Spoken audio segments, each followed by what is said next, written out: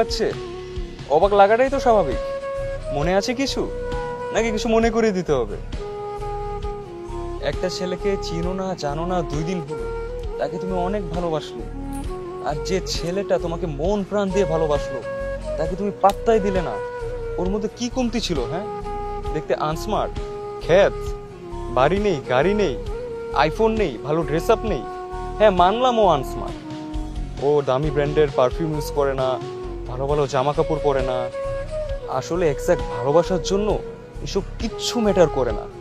ভালোবাসার জন্য চাই একটা ভালো মন। একটা ভালো মন দিয়ে একটা মানুষকে প্রপারলি ভালোবাসা যায়। বাট প্রকৃত স্মার্টনেস মানে কি জানো? যে সুন্দর করে কথা বলতে পারে, যে মানুষকে ভালোবাসতে পারে, যে মানুষকে মূল্যায়ন করতে পারে।